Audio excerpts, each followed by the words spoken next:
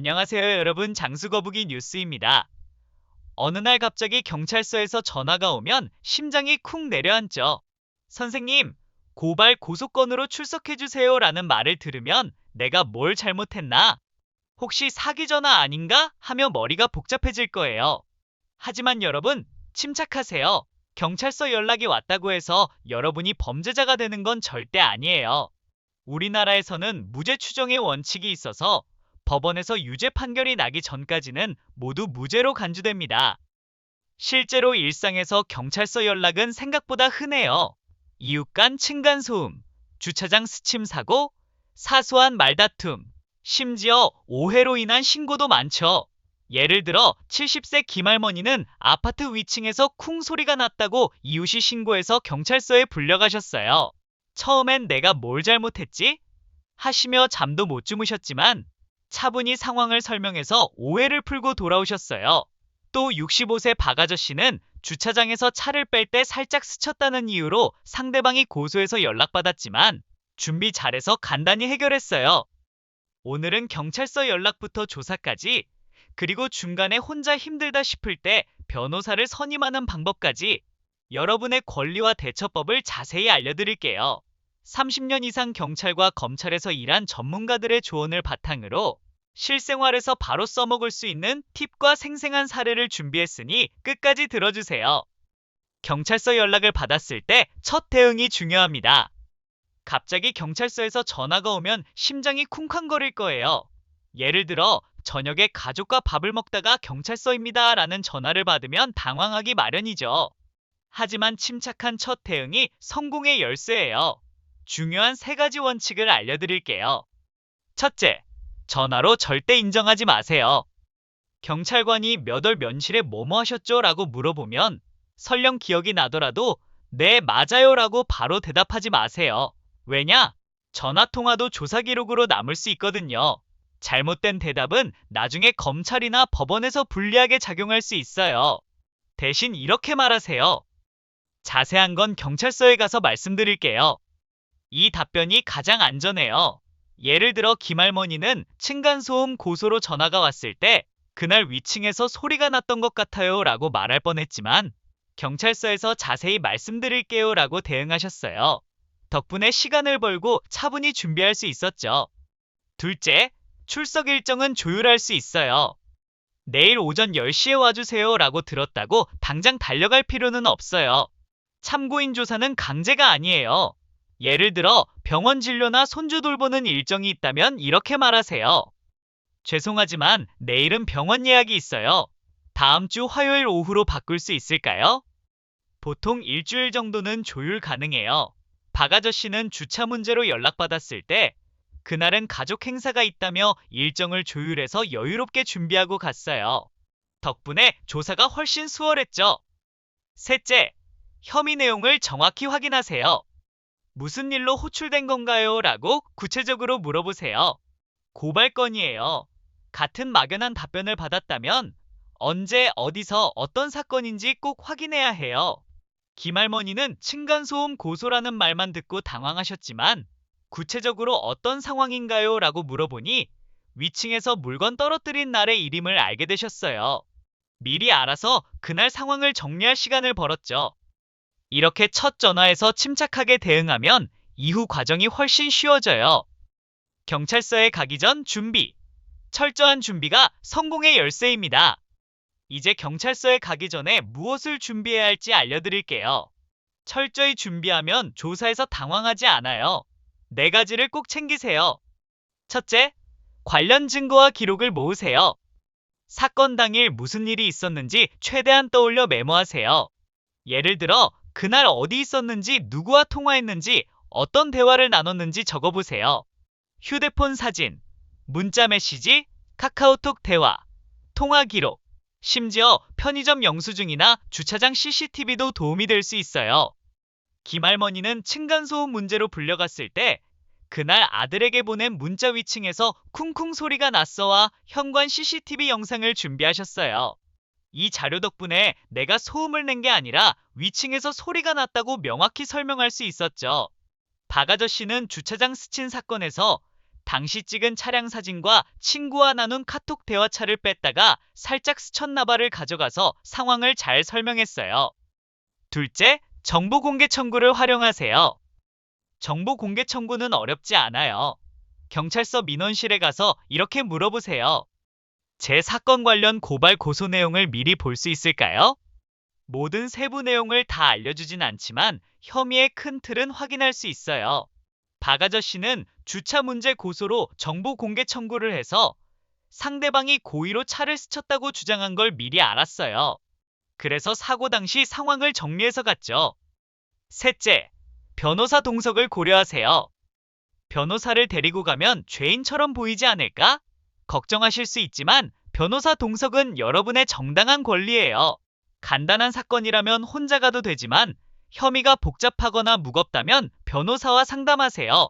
김할머니는 처음엔 혼자 갔다가 조사가 복잡해지자 변호사를 불렀어요. 변호사가 옆에서 조언해줘서 훨씬 마음이 편했대요. 넷째, 몸과 마음을 편안히 하세요. 경찰서 가기 전날은 푹 주무시고 당일엔 일찍 도착해서 긴장을 푸세요. 예를 들어 물 한 잔 마시거나 경찰서 근처 카페에서 차분히 마음을 가다듬는 거예요. 박 아저씨는 조사 당일 아침 동네 공원에서 산책하며 긴장을 풀고 갔어요. 덕분에 침착하게 조사에 임했죠. 이렇게 준비하면 경찰서에서도 당당히 대응할 수 있어요. 조사실에서의 권리와 태도, 당당하되 예의 바르게. 이제 조사실에 들어갔다고 생각해 볼게요. 조사실은 작고 답답할 수 있지만 여러분의 권리를 알면 두려울 게 없어요. 5가지를 알려드릴게요. 첫째, 진술 거부권을 활용하세요. 경찰관은 조사 시작 전에 진술 거부권이 있습니다 라고 알려줄 거예요. 이건 형식적인 말이 아니라 실제 권리예요.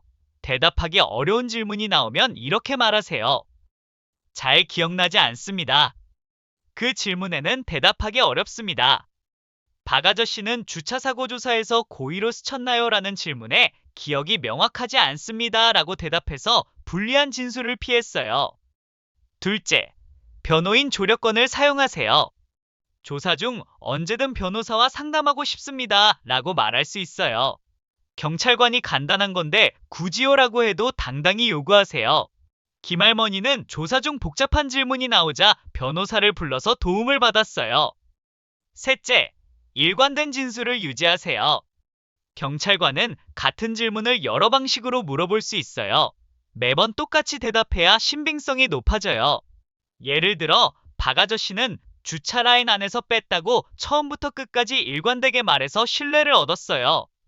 넷째, 결합 질문에 주의하세요. 화가 나서 소리 지르고 차를 스쳤죠? 처럼 2가지를 묶어 묻는 질문이 올 수 있어요. 이때는 명확히 구분해서 답하세요. 소리를 지른 적은 없고 차가 살짝 스쳤을 뿐입니다. 김할머니는 층간소음 내고 협박했죠? 라는 질문에 소음은 위층에서 났고 협박은 전혀 안 했어요 라고 구분해서 대답했어요. 5째, 조서 작성 시 꼼꼼히 확인하세요. 경찰관이 조서를 작성하면 여러분이 말한 내용과 같은지 확인하세요. 다르면 수정 요구하세요. 예를 들어 여기 고의로 소음 냈다고 적혔는데 저는 위층 소음이었다고 했습니다. 수정해주세요. 박 아저씨는 조서에 고의로 차를 스쳤다고 적힌 걸 보고 바로 수정 요청해서 정확한 내용으로 바꿨어요. 이렇게 권리를 알면 조사실에서도 침착하게 대응할 수 있어요. 혼자 갔다가 변호사를 선임하고 싶다면 언제든 가능합니다. 경찰서에 혼자 갔다가 이건 좀 복잡하다거나 내가 불리한 말을 했나 싶을 때 변호사를 선임하고 싶다면 어떻게 해야 할까요? 걱정 마세요. 언제든 변호사를 부를 수 있는 권리가 있어요. 헌법과 형사소송법에 보장된 권리라 경찰도 거부할 수 없어요. 단계별로 알려드릴게요. 첫째, 조사 중 변호사 선임 요청하기. 조사 중에라도 변호인과 상의한 뒤에 조사를 이어가고 싶습니다 라고 말하세요. 예를 들어 김할머니는 층간소음 조사를 받다가 질문이 꼬여서 당황하셨죠. 그래서 변호사와 상담하고 싶어요 라고 요청했어요. 경찰관은 이 요구를 거부할 수 없어요. 조사를 잠시 멈추고 변호사를 부를 시간을 줘야 해요. 둘째, 조서 서명 전 주의하세요. 조사 중 작성된 조서를 아직 서명하지 않았다면 변호사와 상의한 뒤 서명하겠습니다 라고 말하세요. 서명 전이라면 그 조서는 효력이 없어요. 박 아저씨는 조사 중 조서에 고의로 스쳤다고 적힌 걸 보고 당황했지만 변호사와 확인 후 서명할게요 라고 해서 시간을 벌었어요. 셋째, 변호사 선임 절차. 변호사를 선임하는 건 생각보다 간단해요. 두 가지 방법이 있어요. 사선 변호인, 본인이나 가족이 변호사를 찾아 계약하면 변호사가 선임계를 경찰서에 제출해요. 이후 조사부터 변호사가 동석할 수 있어요. 예를 들어 김 할머니는 아들에게 부탁해 동네 법률사무소에 연락했고 변호사가 바로 선임계를 제출해 다음 조사에 함께 갔어요. 국선 변호인, 돈이 부족하다면 국선 변호인을 신청할 수 있어요. 경찰서에 국선 변호인을 요청합니다 라고 하면 소득과 사건 조건을 확인한 뒤 변호사를 배정해줘요. 박 아저씨는 처음엔 비용 걱정에 국선 변호인을 신청했지만 나중에 사선 변호사를 선임했어요. 넷째, 이미 진술한 경우 보완하기. 이미 일부 진술을 했다면 변호사 선임 후 추가 진술로 보완하거나 정정할 수 있어요. 예를 들어 앞선 진술은 오해가 있었다고 하며 상황을 다시 설명할 수 있어요. 김할머니는 조사 초반에 소음이 있었던 것 같다고 말했다가 변호사와 상의 후 그 소음은 위층에서 났다고 정정 진술했어요. 변호사가 추가 증거인 CCTV를 제출해 불리함을 줄였죠. 다섯째, 변호사 선임의 장점. 변호사가 있으면 조서에 왜곡된 표현이 들어가지 않도록 잡아주고 불리한 질문을 막아줘요. 또 이후 검찰이나 법원으로 가더라도 초기 기록을 정리해줘요. 박 아저씨는 변호사 덕분에 조서에서 고의라는 표현을 빼고 단순 스침 사고로 정리할 수 있었어요. 혼자 갔다가 마음이 바뀌어도 괜찮아요. 변호사를 부르고 싶다고 말하는 순간부터 조사가 쉬워질 거예요. 인정 또는 부인 전략. 현명한 선택이 중요합니다. 이제 인정과 부인 전략을 알려드릴게요.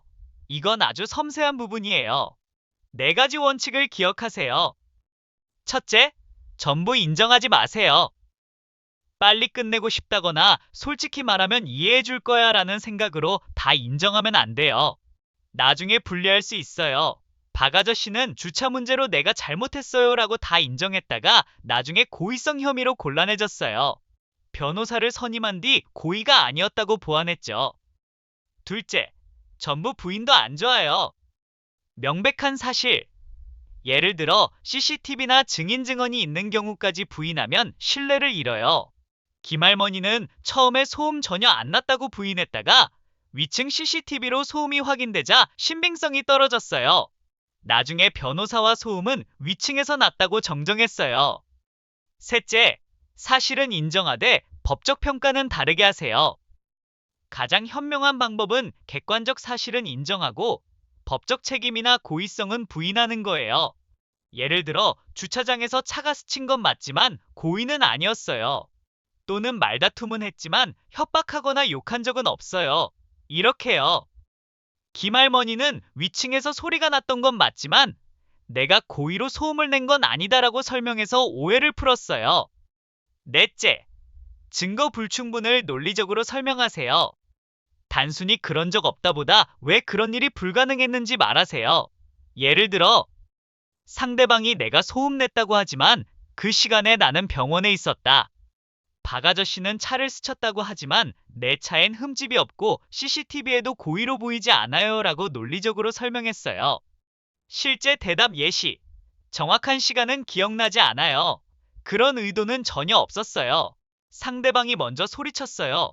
순간 당황해서 그랬지 고의는 아니에요. 이렇게 하면 조사에서 불리해지지 않아요.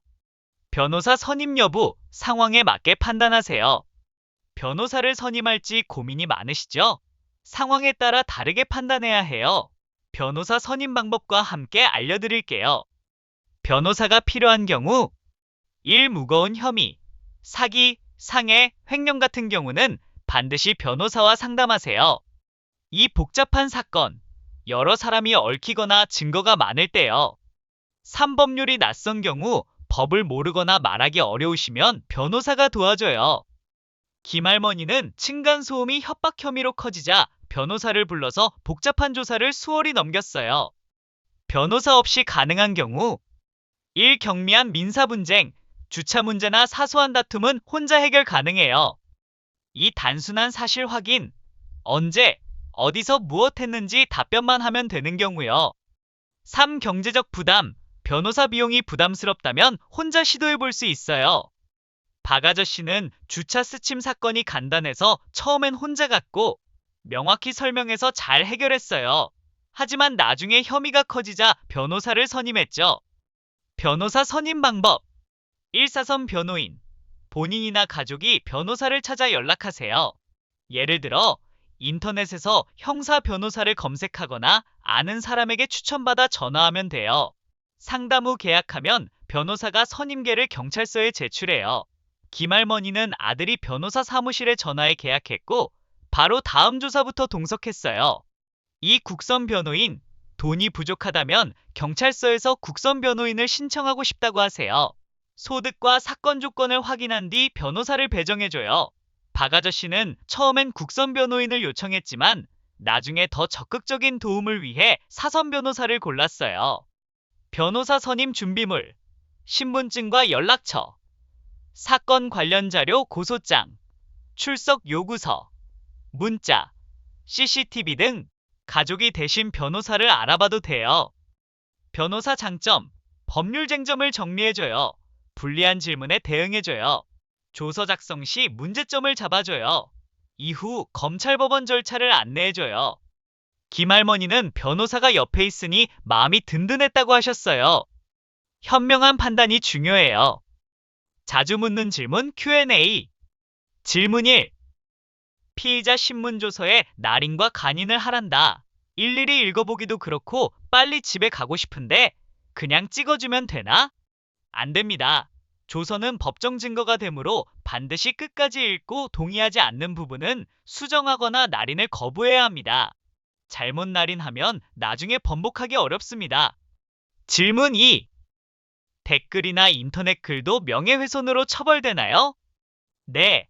인터넷 게시판, SNS, 카카오톡 공개 채팅방 등에 글을 올렸을 때 사람을 특정할 수 있고 공연성 불특정 다수가 보거나 인식 가능함이 있으면 명예훼손죄가 성립할 수 있습니다. 질문 3. 실명으로 활동하지 않는 경우에도 고소할 수 있나요? 예. 피해자 또는 가해자가 실명으로 활동하지 않아도 IP, 닉네임, 아이디, 접속 기록 등을 통해 특정 가능하면 고소가 가능합니다. 질문 4. 모욕죄는 언제 성립하나요? 단순한 의견 표출, 욕설 등이 모욕이 될 수 있고 공연성이 있고 고소가 있어야 공소 제기가 가능합니다. 또한 표현 방식이 구체적으로 비하적 혹은 조롱적이어야 합니다. 질문 5. 형사가 빨리 자백하면 집에 빨리 갈 수 있다고 꼬신다. 대충 잘못했다 그럴까? 절대 안 됩니다. 거짓 자백은 법정에서 강력한 증거로 쓰여 돌이킬 수 없고 오히려 처벌을 무겁게 할 수 있습니다. 사실대로만 진술하세요. 질문 6. 고소를 취소할 수 있나요? 네. 고소는 제1심 판결 선고 전까지 취소할 수 있으며 취소한 경우 같은 이유로 다시 고소할 수 없습니다. 질문 7. 누군가 허위 사실로 나를 비방했는데 바로 고소해야 하나요? 아니면 조정 절차 등이 있나요? 고소 외에도 명예훼손 분쟁 조정, 방송통신심의위원회 권리침해정보심의제도, 정보 제공 청구 등을 통해 해결할 수 있는 절차가 있습니다. 질문 8.